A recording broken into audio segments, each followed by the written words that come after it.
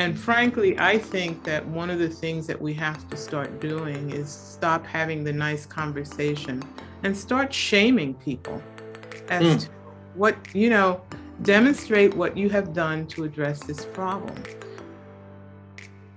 Welcome to the Race to Social Justice, a podcast that explores the myriad racial and social challenges facing the modern world, with your hosts, Kiva White and John Kepner. Thank you for being part of the courageous conversation, because when it comes to combating social injustices in America, it is not about being confrontational. It is about being conversational. Good evening, John. How are you? Hi, Kiva. Good evening. Good evening, everyone. Welcome to another podcast series on Race to Social Justice. I'm Kiva White, and as you can see, I'm the Black guy. I've been this way for a very long time. I'm not going to change. John? And I'm John Kepner. I'm the white guy. And Kiva and I share the love of the letter K. K for Kiva and K for Kepner. And K, most importantly, for knowledge, what Kiva calls the K factor. Yes, knowledge is very important. And I think we have done some really good work with this podcast and dispensing knowledge. The goal of this podcast is really to promote social justice through honest and, even sometimes difficult dialogues. John and I, we've been friends for several years now. We have found our conversations with each other to have deepened over the years and getting different perspectives and understanding of racism and our personal responsibilities in that regard. And that has led us to this platform that we've developed called the Race to Social Justice, where we invite guests to share their honest experiences and learnings around this issue. And we hope these conversations will help our listeners and our viewers as well, and even our guests on our journey towards what I call transformation. And so, John, who do we have for this podcast episode tonight? Well, tonight we have the doctor and the judge. Let me first introduce Anna McKee. Anna and I were colleagues together many years ago, more than 25 years ago, at the University of Pennsylvania Health System. Anna was on our executive team and really highly focused in managed care, became the vice president for medical affairs, medical director, if you will, at Penn Presbyterian, one of our major hospitals. And she's now in a national position and has been for several years with the Joint Commission, which accredits hospitals across the country based in Chicago. And she is also the chief diversity officer there. And through Anna, I was fortunate at that time to meet her husband, the Honorable Theodore, Ted McKee, who has had an illustrious career, legal career.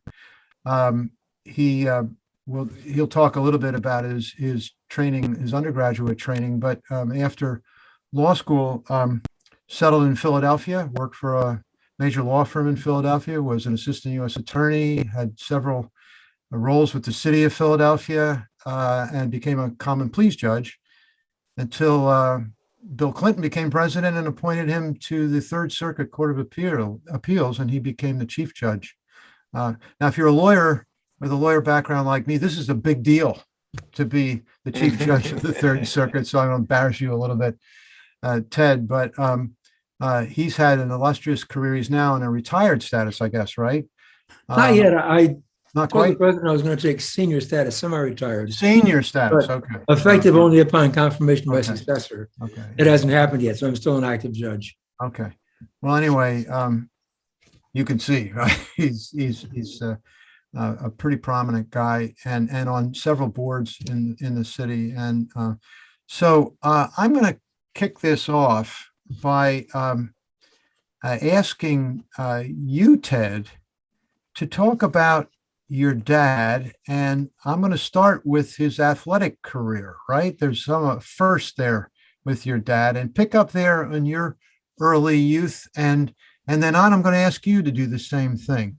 And I'd like us to lead to eventually to talk about the subject of racism in the context of your professional careers, but Keith and I really like to hear the early stories that led to your career. So if you could kick it off, Ted, Yes, sure. and then we'll turn it over to Yeah, Anna. my dad grew up I was born in Tennessee, but I grew up in Bloomington, Indiana.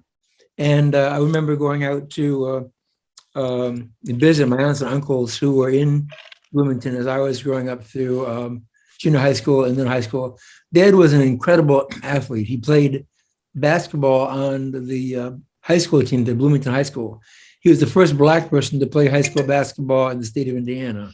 He encountered such resistance. First of all, he had to take a petition around town and have that signed by, I'm not sure how many thousand, he told me, I think it was 2,000 white residents to allow him to play on the team. And that number may be wrong. It seems high now, but it was a substantial number of signatures he had to get on the petition. He was then allowed to play, but his senior year, his mom received so many threats that she finally decided that he should leave Bloomington and go to Buffalo, where his older brother was working. And so Dad left Bloomington, I think when he was 17, went to Buffalo, lived with my Uncle Buck, and graduated from high school in Buffalo, not in Bloomington, after playing his final year of basketball in Buffalo. And then from there, he got a job as a waiter on the New York Central Railroad. And what I'm very proud of, he ended up being the waiter in charge, which is basically the highest position a Black person could rise to in his day. You're a teacher, an undertaker, barber, a waiter in charge if you went in the post office. And basically it meant he was running a restaurant. The dining cars back then were so different from what we have now. They were real dining experience. It was a restaurant on wheels, a very fine restaurant, a very elegant restaurant on wheels. And Dad was in charge of that restaurant. He told me many stories about waiting on celebrities. It was before everybody was flying. He waited on Jack Benny numerous times, Louis Armstrong, whom he absolutely loved and adored, and Jackie Gleason, whom he also loved and adored. Jackie Gleason was maybe the world's biggest tipper. Back then, this was Really, in the 40s, I guess. You'd bring him a cup of coffee, he'd give you a $10 tip. On the other hand, he told me that the stories and the comedy about Jack Benny being so cheap, said that is not fiction. The man, nobody wanted to wait on him. He was incredibly tight, really cheap. And he said, Louis Armstrong, when the run was done, where they got to where they're going, be it Chicago or it wouldn't be Buffalo, it'd be Chicago or St. Louis, where the band was playing, Louis Armstrong loved chitlins, and he would insist that the entire dining car crew join him and his band at his expense at a local restaurant, and he would buy them. Really interesting. So, very, very down-to-earth guy, despite his incredible international fame. Interesting.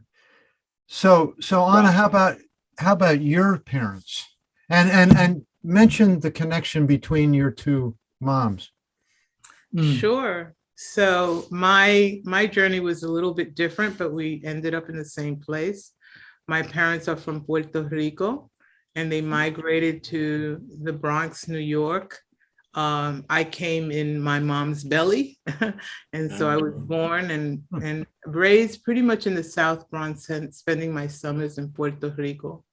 What was unique about my family was my father in particular was very much a progressive advocate, and he knew that the three daughters that he had were of color, and that's the end of what the story is. They were going to be treated as people of color. And being Puerto Rican didn't give us a pass, didn't make it easier, that we had to have the tools and the knowledge to navigate in a world that was filled with discrimination. So as kids, and this was an issue between both my parents, because my mom felt that we were being exposed to risk. We were taught to go on picket lines in the Bronx. White Tower was not hiring people of color. A&P was not hiring people of color. A&P, remember that? I remember A&P. That tells you your age, I guess. Yes. Oh, I remember A&P. Yeah. And, so we grew up going on pickets, and in 1958 we were there for the March on Washington, and I was raised with a sense of awareness of you are a person of color and you have to know certain things. And so shortly after 1958, we made a trip through the South. My father had a 1958 Buick that he had just purchased. It was a big thing. And we drove south through the segregated South.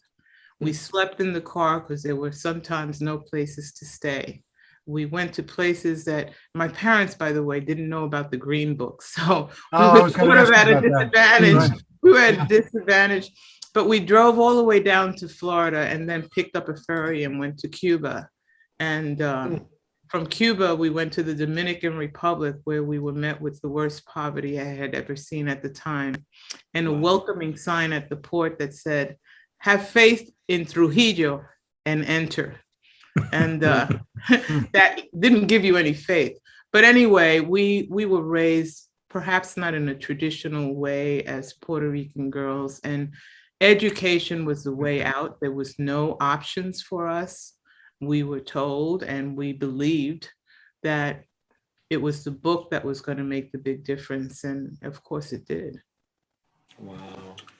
So I remember talking to you a while ago about your mom and growing up with your mom in the South Bronx, and you said that she had sort of her own social service organization. She was remarkable. Tell us a little bit about that and how your experience that you just talked about in growing up in the South Bronx and that particular aspect of it shaped your future life, your future professional life. So as Ted said, my mom was a remarkable woman. She lived till she was 99 years old. She was an artist. She was trained as a teacher, but in her professional life, she worked as a real estate agent and a property owner, a landlord developer, really. And developer. And one of the buildings that she bought was in an extremely dangerous, high-risk neighborhood. If you remember, the history of the South Bronx was that it was burning up.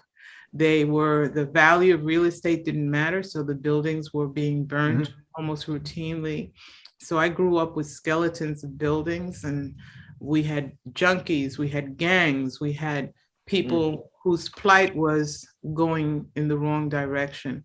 So she bought this 38 family building, and she started classes for literacy. She would, during the holidays, go up on the 5th floor during the cold months. There was a patio for the summer months, and she would have parties for the children. And she built a sense of community where people were living frightened behind closed doors, and people began to really look out for one another. And, her door was always open. I think she must have served 50 cups of coffee every day because everybody came in telling her, her woes and getting her advice. That legacy of hers has been transferred to us. We still have that property. We still take care of and invest in a building. It's not a not-for-profit, but it is a not-for-profit. Very little profit. But, we feel very strongly that that's something that we have to continue. Well, so how did the two of you meet? Well, I'm going to start because I think the story that I want to tell is how I was being deprived of the support that I needed to get into college. And then you can tell the story of the irony. I was going to school in a high school in the Bronx, Columbus High School. And I knew, my parents really did not know the higher education system in the States. So they couldn't really guide us. They only said, you got to go, figure it out. You got to go. So I made it my business to once a week go to the guidance counselor's office in my high school and say, hey, I need guidance. Can we sit down and talk? And she consistently would dismiss me and say, I have nothing for you today. Just dismiss me. And I would make these trips during my lunch hour, because that was that important to me. And one day I entered her office and I saw a group of white students in a chair, in a circle of chairs, maybe 8 white students with her and a white man in a suit. And the way she reacted when I opened that door was pretty alarming. You can't come in, you can't come in. She shooed me out. She was really distressed. And I'm like, what's this about? Mm. And the gentleman said to her, "No, wait, let her come in. Don't you remember I told you I came here to recruit minority students?" Mm.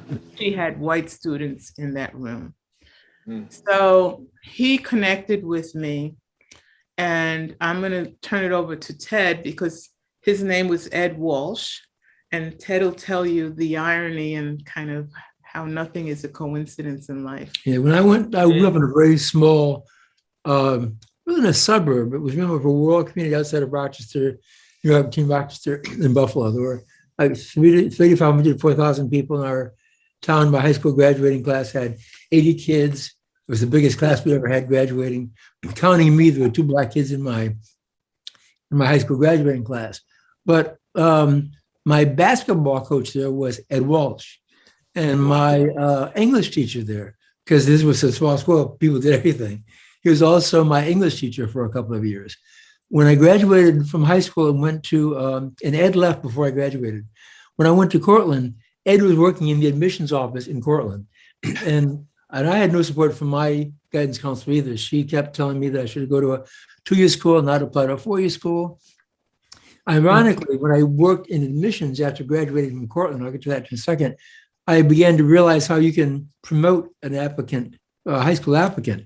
And I realized how incredibly packageable and competitive I was. I was president of the student body. I played varsity soccer, varsity basketball. I wasn't a straight A student, but I was a very, very solid B student. Had incredible references from teachers. The mayor of Rochester would have given me a reference because I worked for the mayor for a summer. A very, very highly regarded in the town. I was incredibly competitive and packageable. Had she wanted to get me into a 4-year school, help me get to one, as opposed to this 2-year program in ornamental horticulture, which is what she would steer me toward. When I went in to see her and she told me about this 2-year program, she thought I should consider an ornamental horticulture. Went home, I told my dad, who fortunately was home because working on the road, he wasn't home that much, he was gone. And we didn't have I'm not sure if we had a car then or not. I remember he rode his bike up to the high school, so we probably didn't have a car yet. And this is February outside of Rochester, New York. I don't remember the weather, but I know it had to be cold. It was probably snow on the ground because from October to literally June, there's almost always snow on the ground up there. Dad rode his bicycle up to the high school, came back, and he said, "Mrs. Putnam, we'll see you first thing in the morning." I just told her name. She's deceased now. I walk into her office in the morning. She's got all the stuff laid out from Harvard and Cornell and Columbia, saying, "Ted, let's talk about what you're going to do." And I realized in retrospect, that was probably a setup. She knew I couldn't get into those schools. And if I did get in, I couldn't have afforded them. I really needed to go to a branch of the State University of New York that I could afford. Number one, that I was incredibly competitive for in terms of admissions. Plus, I wanted to play football. I didn't play in high school because my high school didn't have a football team. And one of my objectives in going to college was to play football. And I knew I wasn't going to play football at Cornell or Yale, these schools. I could have played at a state school, although I ended up going to Cortland. I didn't know at the time how incredibly good and competitive Cortland's teams were. I probably would have been intimidated and not gone there. So now I ended up going to, applying to Cortland really on my own, going there. I'm convinced that the reason I got in there as easily as I did, because there were students in my school that had better averages than me in high school who did not get into Cortland. It was a very highly sought after state school in my high school, because Ed was there in the admissions office and he probably had a say in that, although he never confirmed that. I see. When I graduated from Cortland, I got a job working at SUNY Binghamton in charge of minority recruitment. That was my title. I was in charge of recruitment for the special admissions program that Anna spoke about. The financial advisor for the financial advisor, and one of the recruiters actually was not a financial advisor. He worked in the admissions office, in an office right next to my office in admissions was Ed Walsh. So it was just an incredible, the man is, I think he was stalking me, I was stalking him. But he was the one who had met Anna in high school to recruit her to Binghamton. And he may have been, I don't think he had a hand in my getting a job at Binghamton. That was independent. That was through the then director of the program, who was one of the most remarkable people I've ever met in my life, John Benson. John was the one who really recruited me. It's a long story in and of itself. I was very active in campus politics at Cortland. I came to the attention of the person, the highest ranking Black administrator in the SUNY system at the time, Dr. Smoot. And he took an interest in me, circulated my resume to the SUNY schools, and John immediately responded and came up to see me, and we had what was called an interview. It was just an incredibly lovely evening. He insisted we go down and have a beer. And I didn't hang out in college. So it was the first time I think I ever went to this little tavern where all the guys hung out, all the football team went in there. But anyhow, I went in there. That's where I had my so-called interview with John, and was there 3 years. That's how I got to know Anna. It was just a remarkable 3 years, incredible growth for me, a great deal of satisfaction. John, as I said, is one of my dearest friends in life. I have tremendous regard and respect for him. One of the most remarkable people I've ever met in life. Wow. So you became respectively doctor and lawyer, judge. So how did that happen? I mean, there was some part of your stories where you were blocked or you were discouraged from even going to college. So, and I can see based on what you said about your family and the way you were raised to think about life, but why that might motivate you to become doctor and judge, lawyer. But what was were there barriers to getting to law school and to medical school? Anna, do you want to go first? Sure. I really wanted to go to medical school and really wanted to do pre-med, but I had such poor preparation in high school and in junior high school for the sciences that I sat in my first college bio class and I was basically lost. I couldn't keep up. When I was in junior high school, my science project was to prepare arroz con pollo, which is rice and, traditional rice and chicken dish. Yeah. That's where what my teacher offered me. Right. Wow. So, I was sitting in a room in a hall with, kids who had been doing incredible things, dissecting frogs, learning anatomy. And I'd never seen a frog or, never even. Anyway, long story short, I graduated with a degree in psychology, my undergraduate degree.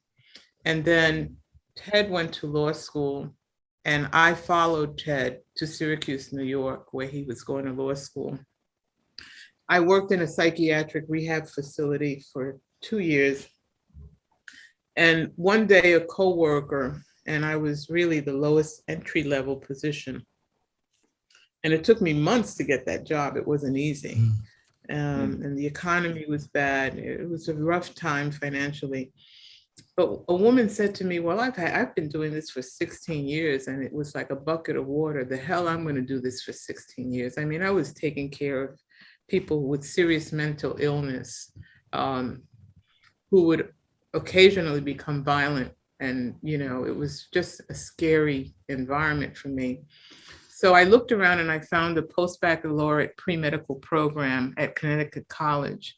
And Ted and I separated for a year while I went there to, pick up all the courses that I didn't take in undergraduate. And then Ted was graduating from law school. And then the big challenge is, are we going to land up in the same place, in the same town, same state?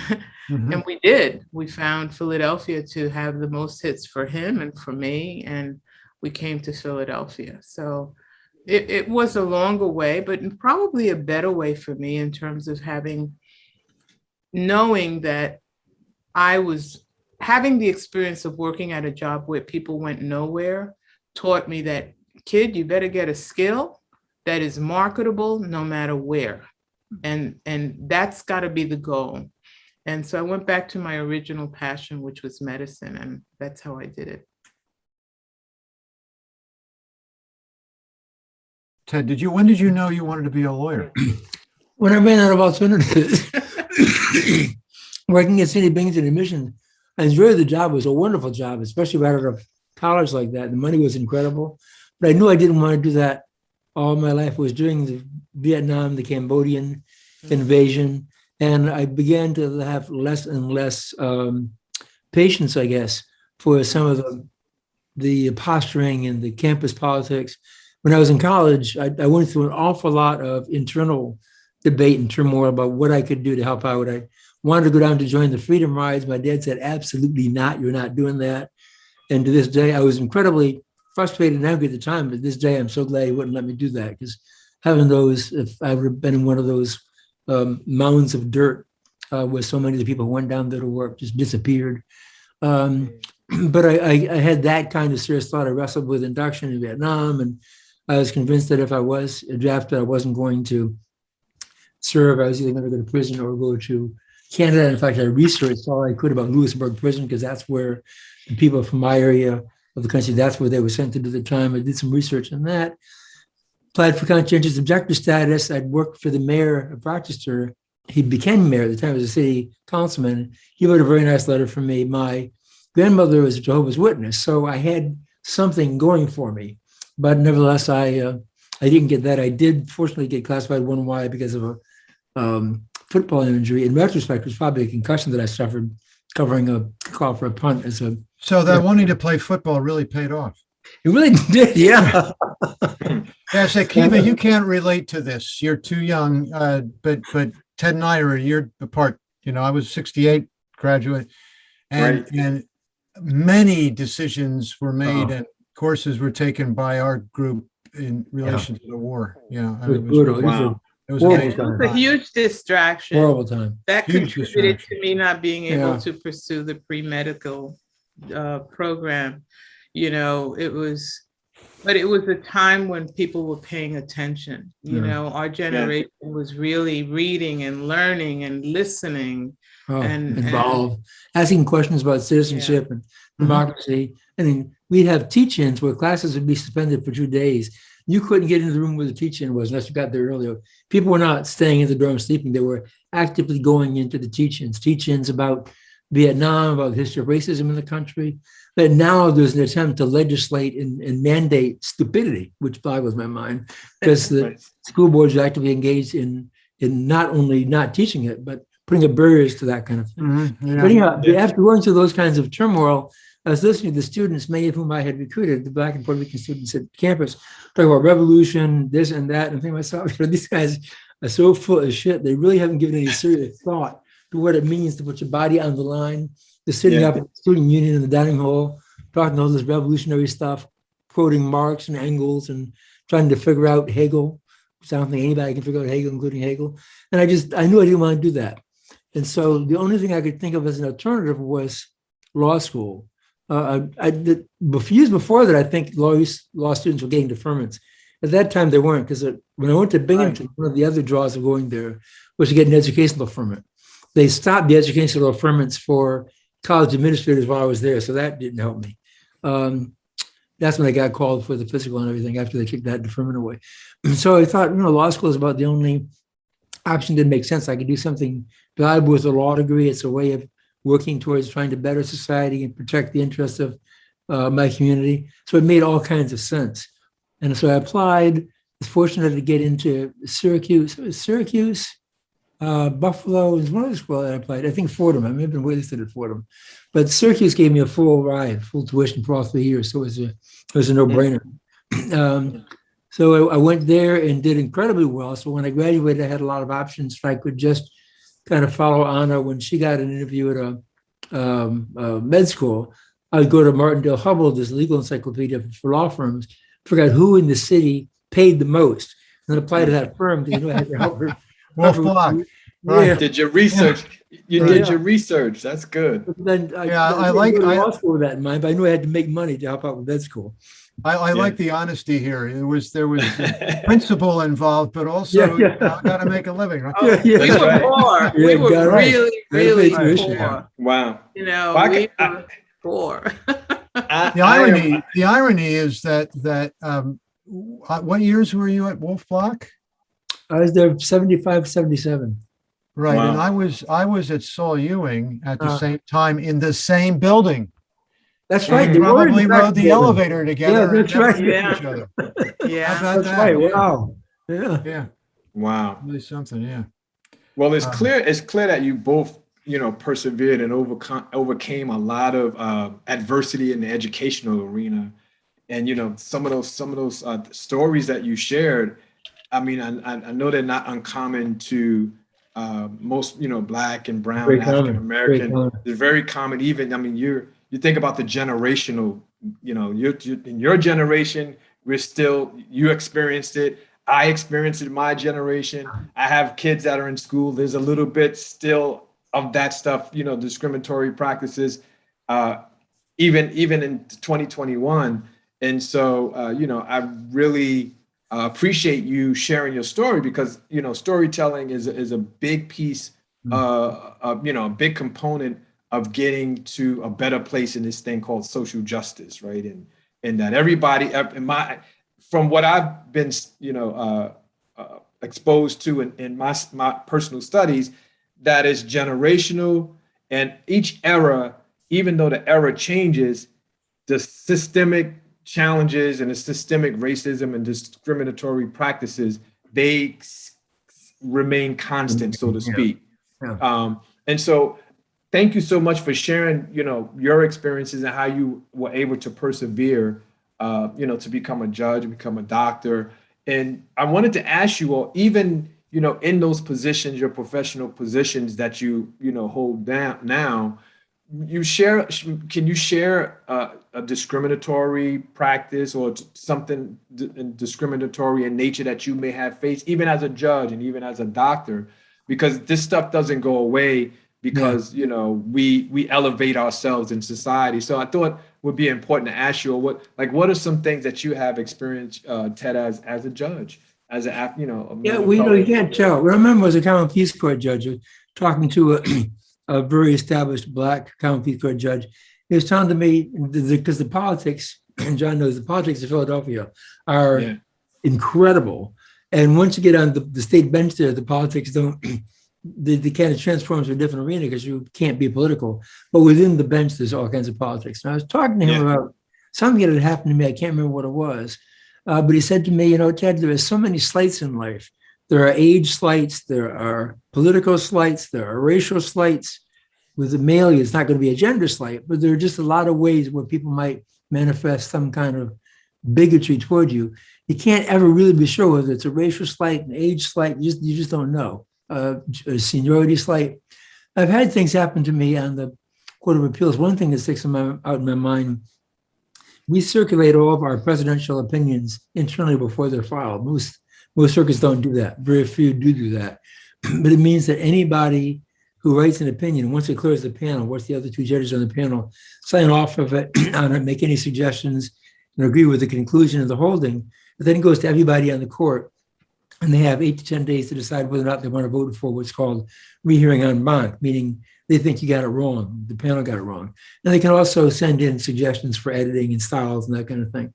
Remember, shortly after I got there, I sent a note around, and one of my colleagues, a very senior colleague, very senior to me, sent an opinion around. I looked at it, and to me, it was not very well written. So I sent him a note suggesting several stylistic changes. The person who was then chief judge came down, and he said, Ted, this is these kinds of comments. These are not really comments that we make. These are not the kinds of suggestions that we make to our colleagues. And I said, well, I'm sorry, I'll go back and I'll try to be more substantive. And then his secretary sent a note to that judge, unbeknownst to this judge who came to see me. She copied me on the note saying that her boss had come down and spoken with me, and that I didn't appreciate the collegiality of the court or the level at which we give criticisms. Interesting enough, the judge who I sent the comments to made all the corrections I suggested. And I never, to this day, I don't know whether or not if that was a white junior judge who had done the same thing, if the response would have been the same, or if it was looking at me as I shouldn't be criticizing. Maybe it was just seniority, as my common peace court judge said. Maybe it was just someone who just been there for a few months, shouldn't be criticizing somebody who'd been on the bench for 20 years. Maybe it was a black-white thing. I have absolutely no way of knowing it. But I guess the thing is, and Kevin, you can appreciate that, there's so many slights in life. Yeah. I had one of my law clerks one time who was some nonsense with the refrigerator that somebody in the court got upset that he was using, even though my career white clerk had used that refrigerator for years and never been an issue. When my black clerk used it, all of a sudden there was a problem. An issue. Yeah. But you can't, there's just too much out there. If you went through every day trying to butt your head against that stuff, you can't live crazy. You can't live trying to figure that out. You've got to let it go. But I just do want to share that, I became diversity officer for the organization I work for. And it gave me license to really push on an agenda that I had been practicing, but now I was able to, exert my influence on others. And one of my directors had to promote 3 people out of about a team of 18 individuals. In that team, there were at least 8 or 9 people of color. And he brought me an entirely white panel. And so I said to him, I'm not really interested in just who can do the job today. I'm interested in who has the potential. And so we're going to have a conversation, and you're going to explain to me why these people of color don't have the potential. And he went through each one of them. And for about 4 of them or 5, he said, they're just mediocre. And I said, mediocre, our levels of ranking on the performance does not meet, meets, and exceeds. Where'd that language come from? Yeah, and I would say mediocre does not meet. I don't want to be working with a mediocre. Who wants to be, on a team with a mediocre group? And I said, well, these are longstanding employees, and you've been their director for 5 years. How can you explain to me how you let them stay in a mediocre status, assuming that you're right, that they're mediocre, all right? But I'm going to take your word for it. And he struggled to answer me. And that was so enlightening for me, because I would have never thought of him as a racist individual. But he has a lot of issues around how he treats people of color. And unfortunately for him, I said, now you've made me really understand the next level of your performance. And that is, you have to prepare a professional development plan for each of those. And if you come to me next year and tell me they're mediocre, something's going to happen. Right. Someone has to move out. Right. So he's a little nervous. But, those are the kinds of subtle things that I'm now seeing. Ooh. Ted, you muted when you muted real quick. You muted yourself, Ted. Yeah, Ted, you did there that. There we go. No, right. Ted called it sliding, but these are subtle behaviors that are hard to kind of to see on a regular basis, but they're there. Yeah. Kiva's very interested in the employment arena. And it reminded me of another situation that was a built-in, it wasn't a subtle thing. And it was at Merck. A friend of mine is a PhD researcher at Merck, a white woman. We were talking in this environment not too long ago. And the CEO of Merck, I'm forgetting his name, just retired. Ken Frazier. Ken Frazier, I'm sorry. He changed a lawyer, Ted. He when he got there in his CEO position, he realized that Merck had a requirement that all employees had to have a college degree, which meant that a number of people who would be good employees and qualified to do the work that they had and could advance in the organization could not even get past go. And he changed that. And so let's evaluate people based upon the qualities and the skill sets that they bring and bring them in to do the jobs that they're qualified to do. And then let's train them and see where they go. And it had a remarkable impact on the number of people of color that they hired. So there's some things are subtle and some things are structural. We're having that same dialogue at the Joint Commission, and it's interesting because we were told that we missed the opportunity of bringing an extraordinarily talented African-American woman because she didn't have a master's. And, the work that we do, we're going into organizations speaking to master's prepared people, and they just want any excuse to discredit you. So the debate was, are we putting somebody at a disadvantage by not having that credential, even though they're super talented? Will the organization give them the opportunity to demonstrate their competency, or will they just write them off? So it's very interesting that you said that. Yeah, Ronnie, Ken is a friend. I've told Ken my high school guidance counselor story. He had almost the exact same experience in high school. And the guy's CEO of a Fortune 500 company. His high school guidance counselor discouraged him from going to college. One of my colleagues told me that he was discouraged from going to an Ivy League school. His counselor wanted him to go to a state school, didn't think he could succeed in Ivy League school. Not only did he go to an Ivy League school and graduate from law school, he's now on the board of an Ivy League law school, and he teaches courses at Columbia University Law School. So, but he was discouraged by his guidance. I wanted to circle back, Anna, to your piece about the term mediocre, because I think words have power, right? And it's very important. And I so appreciate you sharing how you manage that. And I hope for the listeners here on this, listening to this episode today, is that words have power, labels have power. And one thing about labels, they have two distinct properties. They carry a message and they stick. And I like the fact that you did not gravitate to what happens so much in society, that we gravitate to the narrative that is created by somebody else about either an individual or a group of people. And it really kind of disenfranchises them and put them at a disadvantage for moving up. And like you were saying, did you, as a leader, did you tap into the potential of those individuals, or did you automatically assume that they couldn't perform because they were people of color? Mm-hmm. And I'm a firm believer that what I see sometimes, particularly I do a lot of work with young youth. I started out my career in social work, working with young people. My degree is in family and child and family services. I have an MSW from Temple. And I did a lot of work with young people and youth, inner city youth in the urban communities. And one of the things I noticed is it was not that we set the bar high for those kids and they missed it because the bar was so high. Society has a tendency to set the bar so low for kids in urban cities, and they hit it and then they can't compete. Yeah. So Anna, when you were sharing your story about your biology class, for example, that they was teaching you how to cook a roast con pollo.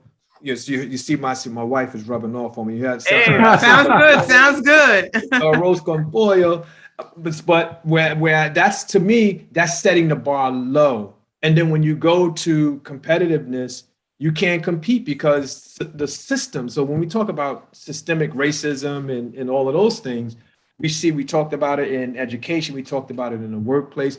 Is there any other place where you have personally experienced some form of either structural, societal, or systemic racism that you would want to share? It's really interesting. I think my junior high school experience was the best example of structural racism. Mm. We had a group of kids in that school that the education system, the elementary school system prior to them, had totally failed.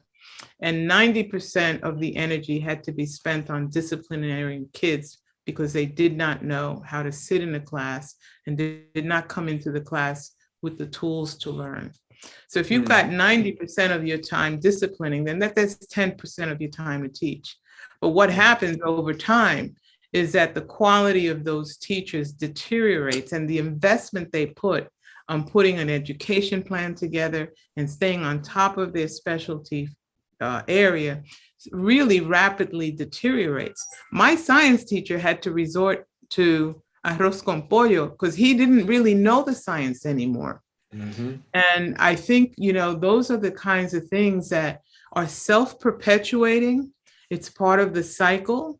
And then those kids from junior high school go to a high school, and that high school has to be basically a kindergarten on steroids to keep the kids as much as they can within the four walls of that building. Yeah. Because it just gets worse and worse and worse. So I think the educational system I came from was really fit the definition of designed to make you fail. And failures then become the cost to society of loss of talent, loss of the investment into the community, loss of another generation, because these lost people become parents. That's right. And it just keeps, that cycle just keeps going and going. So it's a depreciation in the human capital in our society, particularly in African American communities. Because education, they tell, when I was growing up, everybody say knowledge is power, and you need to get an education. My grandmother used to tell me, when I didn't want to go to school, she's like, you're going to go to school today, because by the time you get old, you won't be able to blow your nose with your high school diploma. So you need to get a college degree, and so we are taught that knowledge is power and it's important to get education. But in the Black communities, the educational system, they're not there for us. And then we have to find ourselves like really, really spinning our wheels to play catch up later on in life, whether it's in college. And I'm proud to be a product of SUNY, because my definition of SUNY is that it's a state university that turns no into yes. SUNY. Opportunity. Yes, it takes a no. For me, it is, and my acronym for SUNY is State University that turns a no into yes, because I was told that my story is synonymous to yours, Ted, and not to one up your commentary, but the same thing. Go to a 2-year school. I went to Martin Van Buren High School in Queens Village. I know it. I know Martin Van Buren. Yeah. I grew up in South Jamaica, Queens, but my guidance counselor, same exact story. Go to a 2-year school, and then maybe you can get into a 4-year college. And I met somebody, Cynthia Gonzalez, from the tuition assistance program. John knows this. I tell this story all the time in my urban poverty training. If it wasn't for that one person to introduce me to the SUNY system, it would have just changed the trajectory. She changed the trajectory of my life. So I really appreciate you all, the two of you, sharing your stories, because I know there's so many listeners here that can find hope in this fact that you're fighting a good fight. You just got to stay in it, and it's clear that you all. My job at SUNY Binghamton Recruiting was the contact. I do not know Gonzalez, but she sounds like exactly the person that was my job to contact her. There are people like that in New York. There was a really dynamic guy named Carson Pryor in Ithaca who was doing that in Ithaca. It's a guy in Syracuse working in settlement houses and the community centers who knew the kids. And those were the references. That's how I contacted people. In fact, I'm thinking about my tongue, Bill T. Jones. I recruited Bill T. Jones, who went on to all kinds of fame as a dancer, recruited him to Binghamton from a very, very small town. I think he was in Liberty, New York, somewhere in that area, but there are hardly any Black kids in the school. And I remember when I went there, as I come into the door of the, I don't know if I told you this story, come into the guidance office, I hear one guidance counselor talking to his colleague saying, because this guy's coming from Binghamton. He said he was interested in talking to the Black students we have here. I told him we have a very small Black population, but he said come anyhow. Well, out of that came Bill T. Jones. I don't know that they know him, but he's a very, very prominent artist. He was won the Kennedy Center Award, featured on the cover of, I think, Time magazine. Yeah. Very prominent African-American dancer. I know we're running out of time, but what Ted did that was unique in terms of finding talent was he actually went into the prisons and recruited several people post-incarceration. And one of them, I remember, it was Christmas holiday, and my Ted was out and couldn't pick him up at the bus stop. And my sister and I went and brought him over to our apartment and made him he was Puerto Rican, made him this big arroz con pollo dinner and welcomed him. And the guy just broke down at the table. The kindness, the welcoming, he was just so unused to it. And he actually had a career at Binghamton. He became the director of the program that had recruited him. And he loved and adored by that community. And he passed away several years ago, but the love that was shown for him was really his legacy. A very beautiful story. My view of Louis, if we couldn't save Louis, then we should give it up. We can't take this guy and give him an education and save him. We're lost as a society. I'd like to ask you both a professional question. Anna, in the healthcare arena, disparities of health and the impact of the way we treat people as patients Would you speak a little bit to that? And Ted, is there something in the legal system that you think is, structurally keeps us from advancing on the issue of race? Oh, you're going to set Ted off, but that's okay. You don't know what button you just pushed. You want to give him some time to calm down and you go first? Okay. I am very honest and transparent that I feel that the Joint Commission did not move quick enough to address disparities. And I think it's an embarrassment on my part. But we are moving, and the disparity conversation is one that is a story in itself. This data has been out for 50, 60 years. You know how many PhDs have been written on this, books written on it, right. Scholars written, and healthcare leaders have just ignored this issue. Yeah. What shameful situation we're in. And now that it's being brought to their attention, they don't know where to go to kind of figure this out. Some of them are building huge infrastructures, others are hiring people with this kind of skill or whatever, when in fact, they simply have to just look at their data. They know how many diabetic complications they've had, how many readmissions they've had for congestive heart failure, how many advanced colon cancers they've had to diagnose, advanced breast cancer, the list goes on. They just need to look at their data, analyze it by race, gender, ethnicity, etc., language.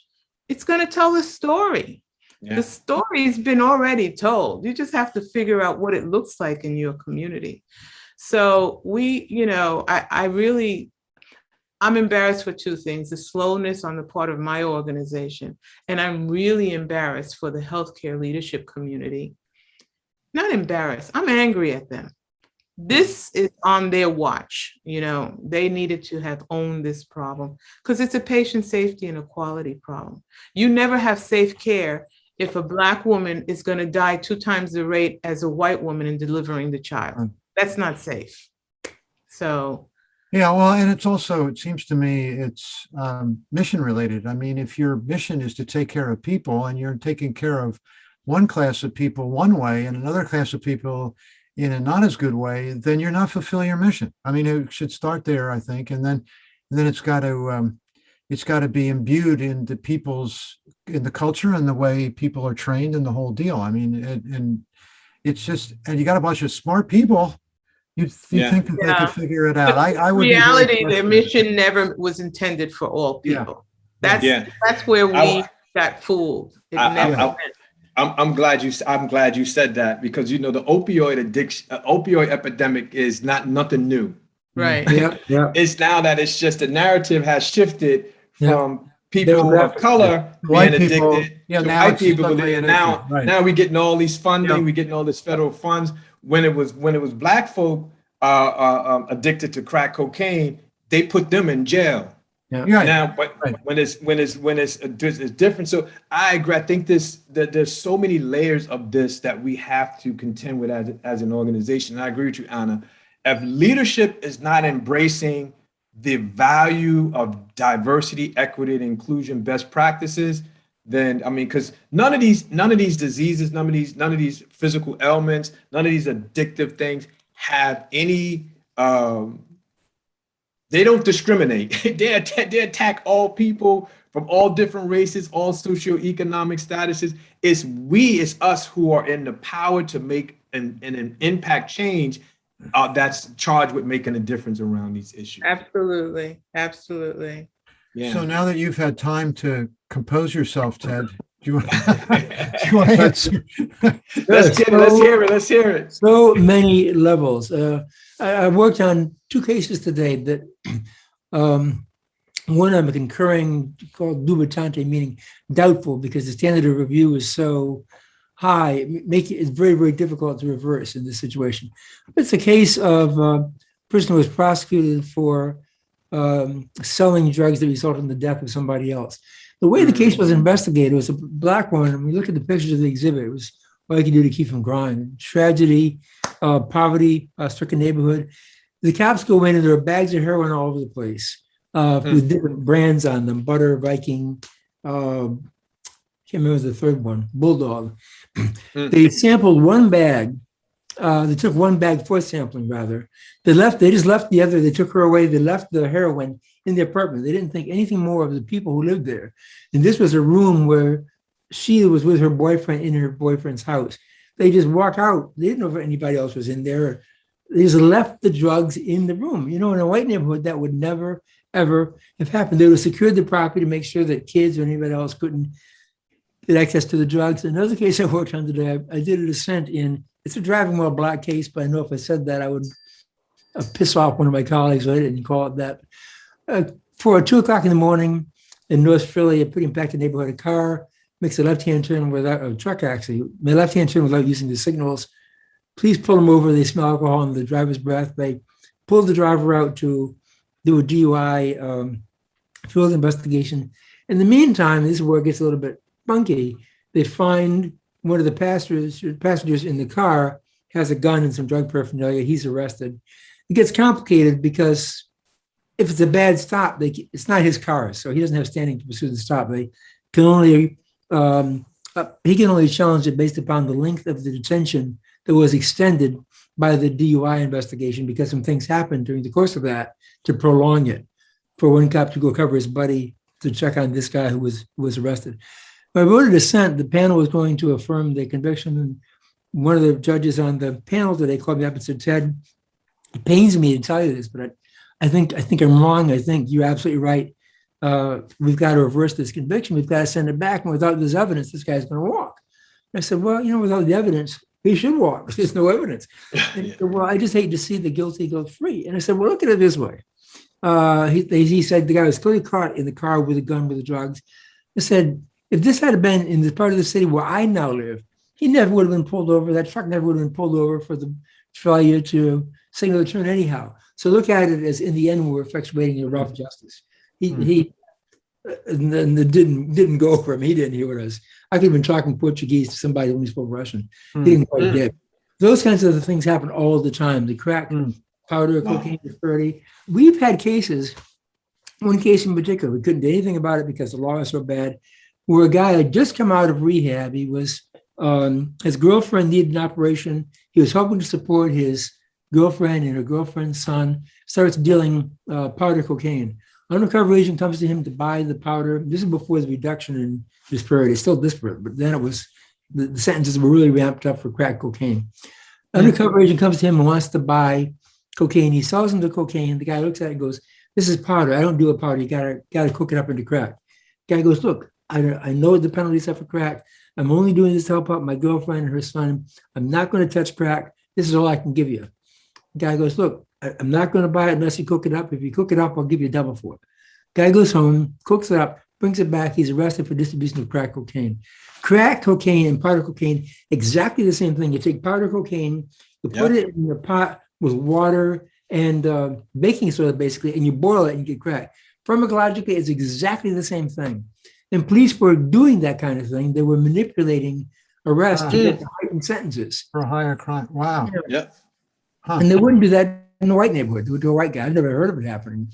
But within black neighborhoods, I had several cases like that. And the due process argument, you can make it, but it's just not there. The discriminatory argument, you can make it, but you're not. So you see these things all the time, case after case after case, and I wonder how you Truth provoking, excessive force, bad searches, jury selection, and how much. This is getting better now, thanks to a 2016 Supreme Court case that Kennedy wrote while I was still on the Supreme Court, called Pena Rodriguez. It's almost impossible. It was almost impossible to inquire into the subliminal bias of a juror during voir dire, which sounds absurd. Very few judges would let you do it. If a judge let you do it, you could, but it was up to the judge's discretion. Most of them weren't that educated themselves in subliminal bias, and they wouldn't let you do it. There's one outstanding judge in Idaho, it's a good friend, who had this remarkable practice in his courtroom of controlling for that kind of thing. He's the only one I know who's ever done it. So, John, remember where that button was? And did he push it? Yeah. Oh, he No. I think you're and going on he's that. and he's not done, but not done. But Yeah. I just want you to Well, know. so my follow-up question is one that Kiva and I talk about all the time with each other. So you both expressed some frustration in your respective professions. Yeah. How do you stay hopeful, or don't you stay, or aren't I you don't hopeful? I'm very, very pessimistic. I'm very pessimistic. I'm not at all. I think the country is taking a very dangerous turn. It's a hard turn. I don't see any course correction in sight. If anything, the snowball is building up. Momentum is downhill. I'm not at all. I'm not the least bit hopeful. Yeah, I'm not Pessimistic. pessimistic the way Ted is, because I think the situation in healthcare is a little bit different. And healthcare is an area where one person at the top could make a big difference. Big difference. Leadership could make a big difference. And frankly, I think that one of the things that we have to start doing is stop having the nice conversation and start shaming people as to what, demonstrate what you have done to address this problem. Believe it or not, the most historically racist medical institution, the American Medical Association, has taken this issue and has made a confession that they were the petri dish of racism by all of the things that they have done. They funded research to prove that the Black race was inferior to the white. They funded research that did all kinds of experimental gynecologic procedures on women of color. I mean, they have a horrific, they confessed and they've invested in this, and they're now going so far ahead that many other institutions are having a hard time keeping up with them. I don't know what the final impact is going to be, but I think we have an opportunity in healthcare. It doesn't matter whether you want to deal with disparities or not. But the truth is, if you do risk contracting, accountable care, bundled payments, you're losing money by letting one group of people have worse than another. This is like, there's a strong economic argument. Very strong. Yeah. Right. So we need to stop having the nice conversation as, wouldn't it be nice if you would, and all that. Shame on you. And by the way, stupid, you're losing money. Yeah. That's the dialogue that I believe we have to have. And that's what's led to the sentencing reform, economics of it, as opposed to the people being, not universally true, but for the most part, I think it's the fact that we can't keep affording to build more prisons, incarcerating more people. Once you realize the economic impact, now people are sensitive to the concept of incarceration all of a sudden. To some extent, to some extent. Yeah. So we're coming down to our hour, and I have one more question, but I want to give you a chance. Kiva, you go if you like. Yeah, mine's because I get this. Well, I know I want to see how you all deal with what I call the white perspective of success, right? And so, what is a common question white people have asked you? As a successful judge and a doctor, what has been the question that you have been presented with? Well, I know I used to be able to always compare to the Huxtables, except it was the other way around, where the Huxtable, the black guy was the doctor and the woman was the lawyer. I mean, my world is so incredibly insulated, even before the COVID pandemic, and we're really insulated now. We don't go out at all. All my court appearances are virtual, but I don't speak to anyone other than my colleagues, my law clerks. That's it. So within that circle, I could get those kinds of questions, but I don't. They shut it down, or plus I'm so senior on the court, I'm the most senior active judge. And so, especially the newer folks coming on who don't know me as well, I think there's some intimidation. They basically give me a wide berth, which is fine with me. And there's a level of respect too, but they can't leave me alone. I'm sad to say that white folks aren't asking me the questions that they should be asking. It's they're very uncomfortable, maneuvering in that area, and so I'm not engaged in conversations that are meaningful or helping people advance their understanding. That's why we're doing these podcasts. Yeah, one of the reasons. So my final question is for each of you is in this area of racial and social justice, who would you say is your hero? Each of you. Living or deceased? Either way. Deceased, that would be Malcolm. There was a guy back in the antebellum period, Monroe Trotter, I have a great deal of respect for. A woman whose name I'm forgetting now, Pauli, I think it was. Her last name was Pauli. Receives almost no credit. No one's ever heard of her. Ginsburg credited Pauli with helping Ginsburg shape how she was going to bring about the litigation strategy to advance gender equality. An amazing, amazing woman. She was transgender. All the time, that wasn't anything that anybody recognized. I think those are the folks that I really look to and look up to. That come immediately to mind. I'm sure there are others that I'm leaving out. How about you, Anna? Top of mind. Well, Ted's going to be surprised at my answer. I have two people. My dad, even though he used to have some crazy politics, but he made the decision to raise us as women of color, which he was criticized greatly by other Puerto Ricans who denied that they were people of color. And I think that was an amazing thing. And the next one is this guy here, whom has made the right decisions, whether they're uncomfortable or they come at a price.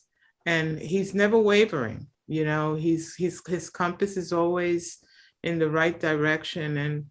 And, you know, it forces you to say, hey, you don't have any reason to deviate from that compass direction, you know. So I think, you know, having that closeness of having someone whom, you know, if you bring him a problem or you say something, the compass is at work and it's going to always kind of come out in the right direction. That's great. Wow. That's really good. Good for you, Ted. I know, I was really glad to get Did you know she was going to say that? Yeah, well, that's the only politically incorrect thing that you do. That's going to be my goal. When Mimi's asked that question, to say, "Oh, John, he's the one." I'm not going to get that answer. Really because you know I'm close up. Really I'm very close up. I see it. I know sometimes the push and the pull. It's, you know, sometimes it's agonizing. You know. So, you know, when you're close up and you can see that, and you can see that it's always coming out in the same consistent way, it's very supporting, you know. I learned so much from you all this evening, you know, and just what you just shared, Anna, about the importance of being your true and authentic self. Because sometimes when you are faced with these issues, it's easy. The easier way not to feel comfortable in dealing with it is just to buckle and accept and not challenge and, you know, go about. And so, you know, even with this platform, we know that some of the conversations that we will have here, some folks may not be comfortable with that. However, the more that we have these conversations, it will kind of become a norm to just talk about race. It's okay to talk about these issues because they do have a huge impact on our society. And I just thank you all for coming on to the show today and lending us telling us about your stories, your history, and just you know the couple you had what I consider to be a power couple, and just learning so much. I'm going to share this with my wife and just say I met our mentors today about in terms of marriage. You're very kind. Very kind. That's awesome. Well, I'm very, very, very, very grateful. And after we sign off, stay on for a couple of minutes. I want to mention a couple of personal things. Okay. And also, once this COVID thing ends and we can get together, we really need to try to get together. I would love that. Absolutely. Yeah.